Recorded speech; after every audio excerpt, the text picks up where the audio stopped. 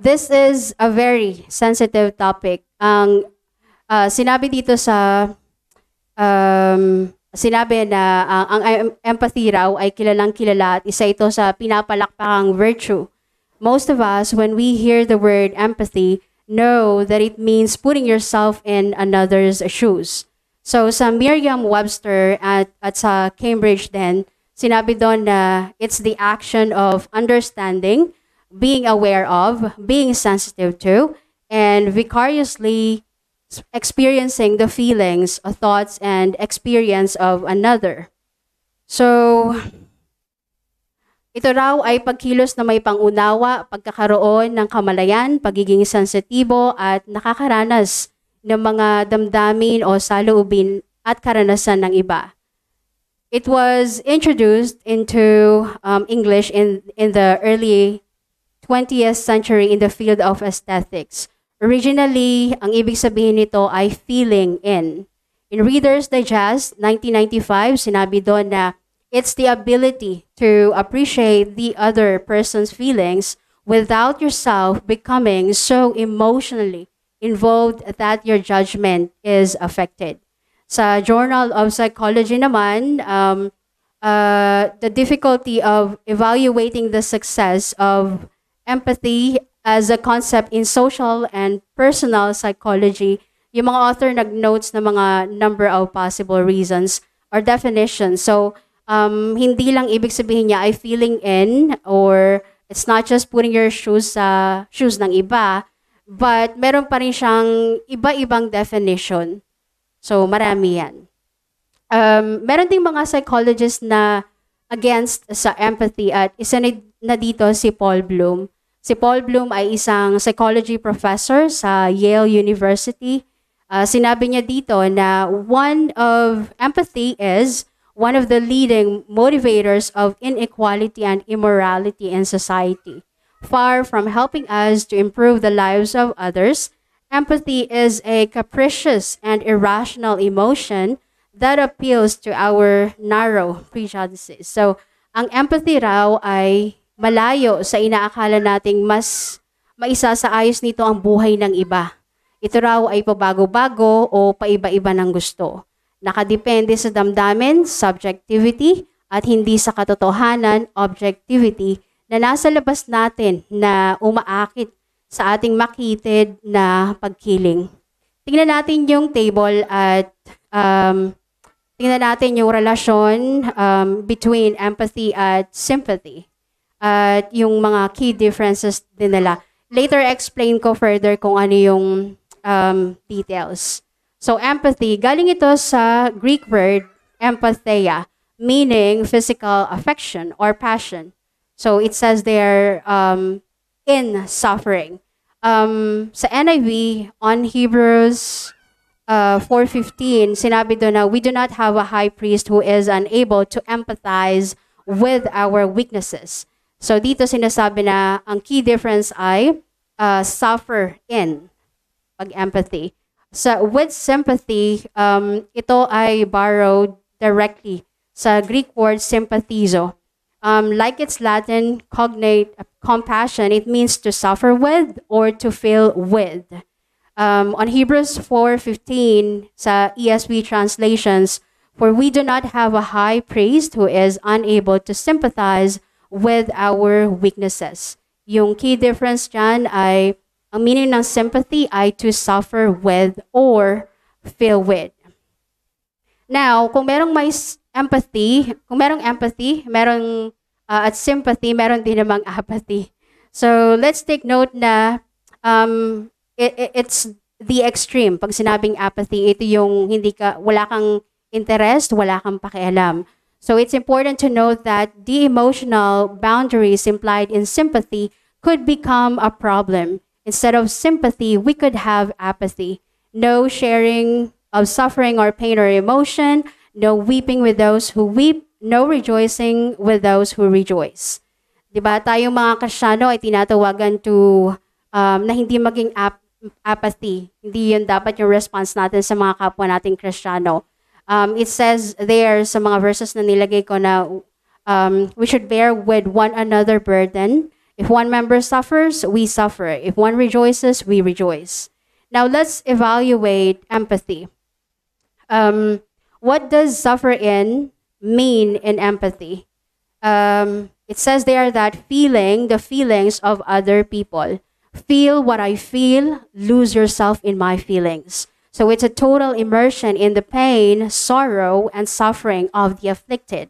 Now, when you say suffer with naman, sa sympathy, it says there it maintains a certain kind of emotional separation or boundary between the comforter and the afflicted. So, sinasabi dyan na kung yung empathy ay total immersion, sinasabi sa sympathy na kabaligtaran yon. So, we're with them, we're not in them. It maintains own personal integrity and boundaries. I remain I, and you remain you. So, tingnan natin yung usage ng in at with. So, mga English teachers dyan, pwede niyo akong i-correct later. So, usage ng in, sinasabi na it focuses on location, inclusion, or time.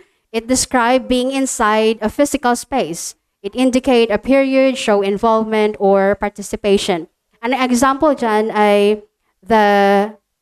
ang example dyan ay, kunwari, si Mika. Mika is in a meeting. Alright, so she's in a meeting. Yung usage naman ng with, it emphasizes relationships or accompaniment. So, kung i-explain ko yun, I'm with Mika in a meeting or in a meeting room. So, I'm inside the room, same room, pero I may be next to her, behind her, or there's a distance between us. Okay? So, okay, Jaden? All right, so let's picture a person suffering in the quicksand. Imagine that. Ang tinuturo ni empathy kay suffering, especially hurting, ay sumama ang loob, ma-discourage, mainis, magalit sa lahat ng mga pumipigil o lumalaban sa nararamdaman nila. Any reluctance daw or perceived emotional distance, especially yung mga distance na yun that is driven by a desire to discover what would actually be good to them, ito raw ay direktang pag-atake sa kanilang dignidad at isang paghamak sa ilalim ng kanilang pagdurusa.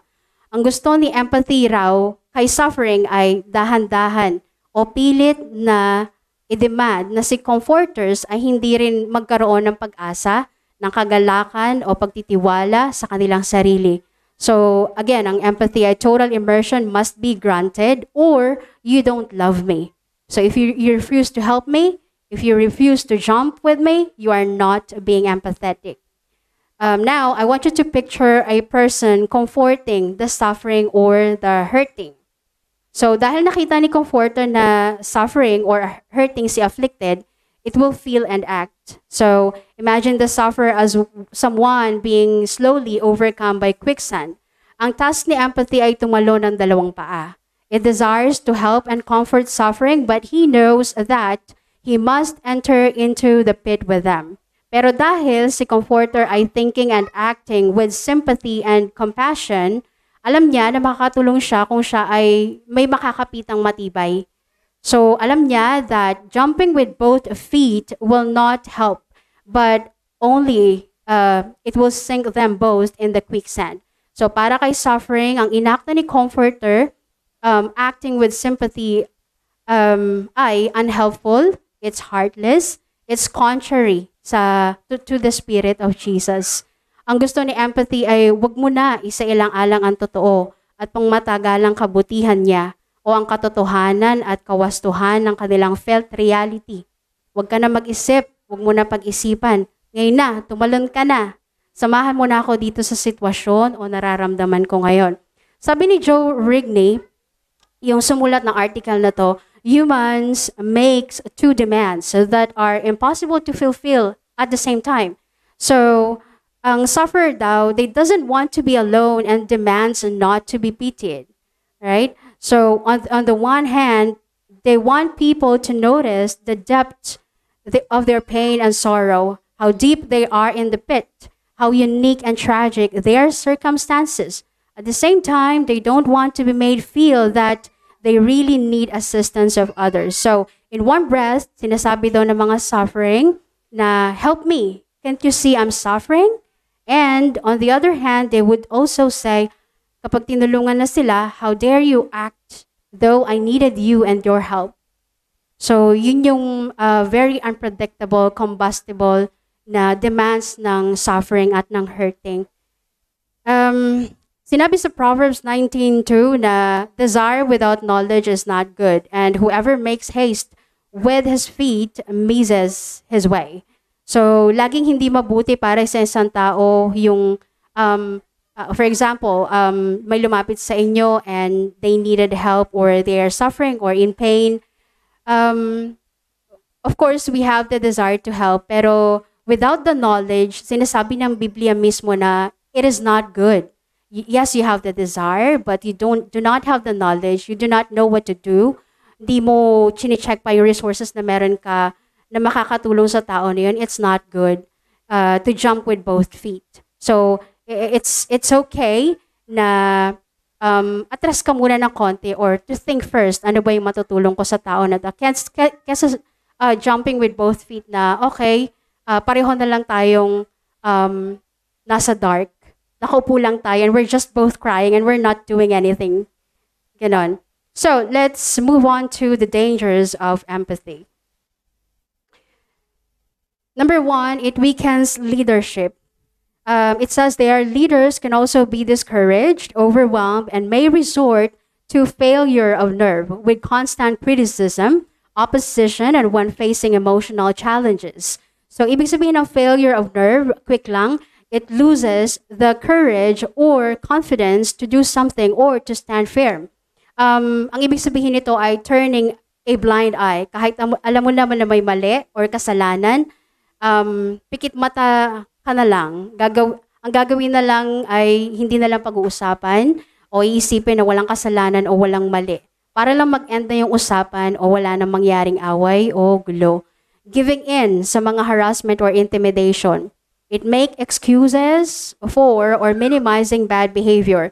It lash out in frustration when difficult situation present itself. So, the dangers of empathy ay hindi lang siya nangyayari sa mga individual. It can also pose significant challenges sa mga groups.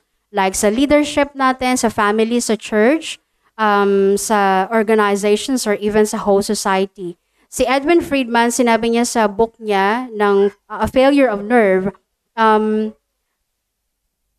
warns of the dangers of elevating empathy as the premier virtue for leaders. Sinabi niya na bagaman mahalaga para sa mga pinuno na maramdaman ang iba at to care for others, to identify with others, to be responsive and share the pain of others, sa modernong konteksto, madalas ang empatiya ay pagkukunwaring pagkabalisa at makapangyarihang kasangkapan sa mga sensitibo. So, bakit daw kilala ang empatiya sa mundo? Dahil raw tayo ay mga anxious people and we have this herd instinct, an inclination to think like the majority, one which allows the least mature, most invasive, most reactive members of the community para i-take over yung agenda by demanding that the rest of the members adapt to them and their sensitivities. So, tingnan natin yung story ni Moses and the Israelites. Sa number 14:9, yung mga panahon na nagrebelde yung mga tao. Moses was selected by God to lead the Israelites from Egypt to Canaan. All the members of the community nag-raise sila ng voices and wept aloud, and all the Israelites grumbled against Moses and Aaron and the whole assembly, saying to them that if we only had died in Egypt or in this wilderness. So Moses and Aaron fell face down in the front of the whole Israelite assembly gathered there when one another wanted to choose a leader or to take them back to Egypt. And then Joshua and Caleb tried to get the people to put their faith in God and believe He would empower them to conquer the land, but the people threatened them. So bakit natin ito pinag-aaralan? This story is just one example ng herding or togetherness o pagsasama-sama ng isang balisang komunidad. Ginagamit ng komunidad na ito ang kanilang reactivity and anxiety para pahinain ang matatag na pagkakatayo ng kanilang mga pinuno. All the Israelites were in one force and in one voice, wanting their leaders to lose their minds in their emotions and adapt to their immaturity and sensitivity. They used their distress and comfort as a form of guilt manipulation and rights-driven discourse that encourages the spread of the unself-regulated parties. So ang mga madalas na gumagamit doon ng konsepto na to ng empatiya ay ang mga tao na feeling nila ay helpless at powerless sila. Ang nais na gamitin ang lakas ng puwersa ng isang regressed society upang makuha ang mga taong tingin nila ay kakampi o aangkop sa kanila. Karamihan sa kapangyarihan ng pamamaraang ito ay nagre-resulta mula sa failure of the nerve. So this leadership has two sides. We know that men are called to lead. Tayo bilang mga kababaihan ay may leadership role din na dapat gampanan. Sa Titus 2, verse 3-5 yan. But I want us to reflect in our submission sa mga earthly leaders natin. So yung mga anak sa kanilang mga magulang, mga asawa sa kanilang asawang lalaki, sa mga miyembro sa kanilang pastors and deacons, anong mga tendencies meron tayo to usurp the leadership? O maaaring nagko-contribute na tayo to weaken the leadership and resort to a failure of nerve? Do we have the tendencies to be like Israelites, wanting our leaders to adapt to our sensitivities, immaturities, reactivity, and aggressiveness? And then tayo mga individual, do we belong in a group or community? Are we like Israelites urging the people around us to rebel against our leaders? Or are we like Joshua and Caleb, urging to hope, have faith, and do not rebel against Christ? Nahihikayat ba tayo ng mga sinasamahan natin sa kabutihan o kabanalan o sa kapahamakan at kasalanan? Let's move on sa emotional blackmail. Sinabi dyan, as ito sa lesson natin sa weekend's leadership, as subordinates, we are called to support our earthly leaders. Then may mga verses dyan, you can check it. For emotional blackmail, when a person equates his or her emotional pain with another person's failure to love. If I feel hurt by you, you are guilty. There's no defense. Ang sabi daw, ang pain ng sufferer ay lagi nakarugtong sa failure to love. Hindi kasi ako kinukumusta ng tao na to. Wala naman silang pakialam sa akin. O kaya naman ay pinagdududahan yung pinapakitang kabutihan sa kanya. Kahit na may ginagawa yung comforter to help the person suffering, kulang pa rin siya. Hindi pa rin siya sapat.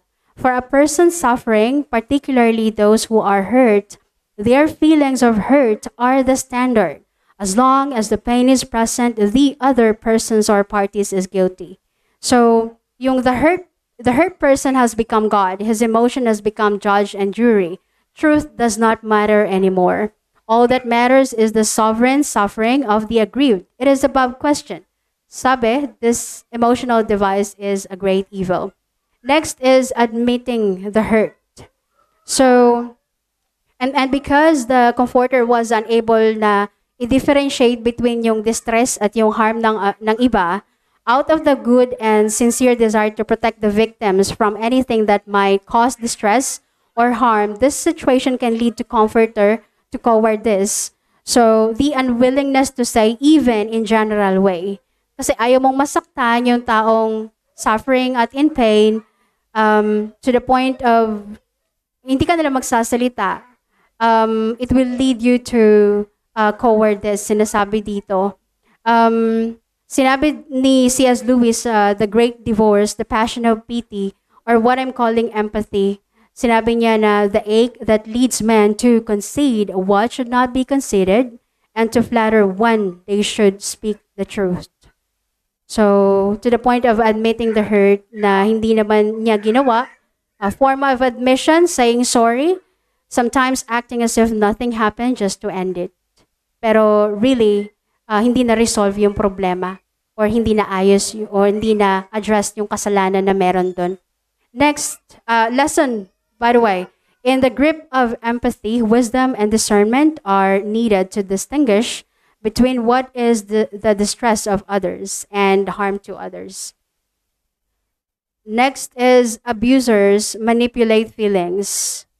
Don't tell anyone. If they found out, I'd be in so much trouble.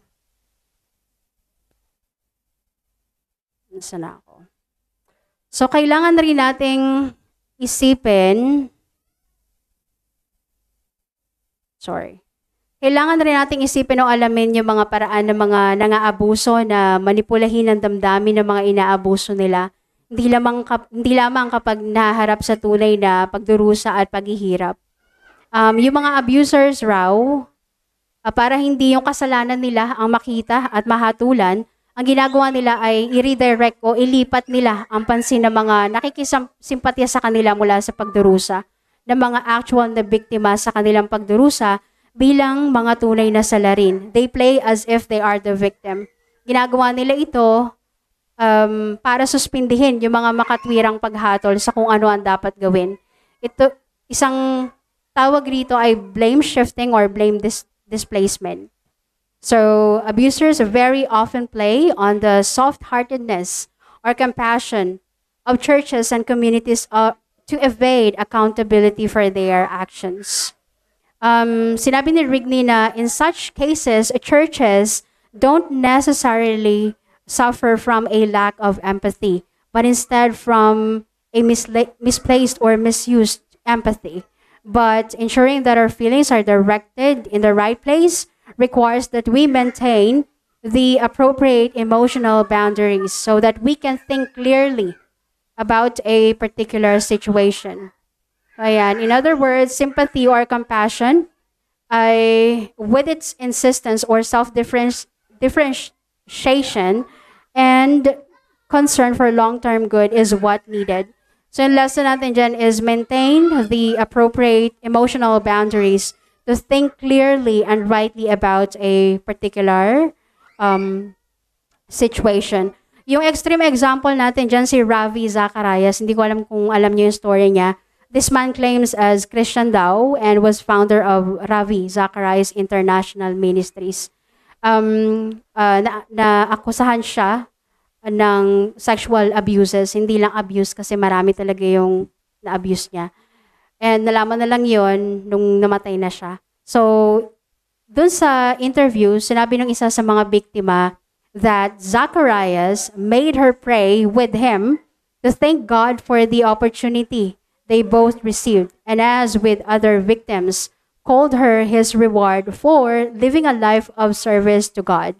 The report says Zacharias warned the woman, a fellow believer, if she ever spoke out against him, she would be responsible for millions of souls lost when his reputation was damaged.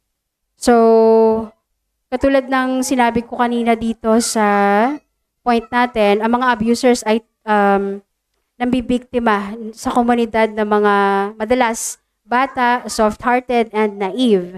Abusers take advantage of people in the community who lack wisdom and judgment. Para lang i-balance, yung mga abusers ay tuso rin talaga. Kaya kailangan rin natin maging maingat at aware sa kung hanggang saan lang yung authority na susundin natin. Hindi natin susundin o gagawin kung may pinapagawang kasalanan. Lagi nating babalikan kung ano yung sinasabi ng salita at kung ano ang utos ng Diyos. So dito sa ARBC, lagi tayong pinapaalalahanan sa pulpito to be like Bereans, na tingnan na rin natin ang mga tinuturo ng mga pastors natin in light of the gospel. Even yung mga nakuha nating counsels, hindi natin sila basta-basta tinatanggap lang, but we check it sa kung ano yung sinasabi ng salita ng Diyos. At as Christians, we have the duty na alamin sa salita ng Diyos yun, kung ano ang totoo at ang kasinungalingan.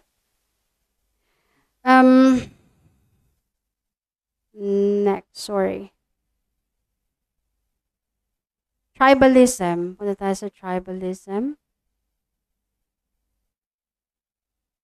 Haba to. Ang tribalism daw ay allegiance or preference to one's own people as well as culture. We feel more empathetic sa mga tao na malapit sa atin kesa sa malayo sa atin, who look like we do and who come from same backgrounds or shared experience. Yun daw yun. And Sabi ng isang study that used a brain imaging to show Caucasians being more empathetic sa pain ng mga kapwa nila lahi instead sa pain ng mga Chinese participants and vice versa. Sinabi ni Paul Bloom na empathy is tribalistic. It behaves like a spotlight. It is selective. It tends to favor the individual over a group. Empathy is not the benevolent force we conceived it to be. Tayong mga Pilipino ay very patriotic, makabayan. So sa usaping sports at pageant, talagang we make it a point na makapanood tayo at masuportahan sila. At kahit hindi naman natin sila personal nakakilala. And we rejoice kapag nananalo sila and we're sad kapag hindi. Plus, we criticize yung ibang bansa o grupo kapag natatalo sila, di ba? Alright, so we demonize or hate others we don't feel empathy for. So, our lesson for that, later pa yon. Sorry. Example natin dyan, sinabi ni Bloom Notes na empathy is highly selective because we are finite. And we can only feel the feelings of only a limited number of people. We as humans can take on the pain of everyone else. So, sa maliit na scale, importante, healthy yung mga intimate relationships sa usapin ng empathy. Pero kapag malaki na yung grupo, it's unreliable. Sometimes it's dangerous. So, sinasabi ni Paul Bloom na dahil sinasabi ni Paul Bloom na since we cannot take the pain on everyone else, your burden lahat ng mga tao, sinasabi niya na we must be selective or we'd lose our minds. Ayan siya. According sa research, there are 2 to 3 million news articles that make it both offline and online platforms every 24 hours. So imagine that. 2 to 3 million every 24 hours. Sa labas lang yun ng mundo. Plus, meron pa tayo mga internal issues. Diba? Parang we cannot take on lahat talaga. Ang lesson natin dyan ay impartiality can be a source of great deal of antagonism and conspiring among individuals and groups dahil nga selective yung empathy. Dinote ko rin dyan yung possibility of final danger. Although itong mga dangers of empathy na nabanggit na, misplaced empathy na rin siya talaga or misused empathy. Pag sinabing misplaced empathy, this occurs when we misunderstand and wrongly project what is true and what is truly needed and who really requires assistance. Yan siya. Pero good news dahil ang dangers of empathy ay not beyond the reach of the gospel, nor it would affect Jesus Christ's lordship. Yan, ang pinakapuno ng lahat ng pag-abuso na ito or dangers of empathy ay dahil sa kasalanan. Ito mga dangers of empathy ay hindi labas sa kayang i-redeem ng Ebanghelyo ng Panginoong Hesukristo. We cannot weaken His leadership. We cannot blackmail Him. We cannot manipulate His feelings. We cannot continue tribalism under His lordship. Tingnan natin yung virtue of empathy. So, it says there, ability to mirror the feelings and emotions of others, a willingness to use our feelings to relate to another with compassion is the desire to help others. So, tayo mga babae, I think, hindi ko maalala kung si Temi yun. Sinabi niya na ang mga nanay daw, alam nila kung ano yung kailangan ng mga babies nila bago pa man nila ito i-articulate. So, I think ito yung features natin mga babae. We're really good at this. We have this empathic nature sa lahat ng relasyon, hindi lang sa mga anak natin. Kaya natin na simpatya, empatya, using our emotions and feelings. So, we can relate sa iba, we can feel them, we know their preference, even sa mga nonverbal expressions or communications. Dahil doon, meron tayong desire to help yung mga napifeel natin na kailangan ng tulong talaga. As women who have this empathic nature, we are not just to be empathic, but wise as well in dealing with our own emotions and others. So the conclusion is, in itself, empathy is not a sin.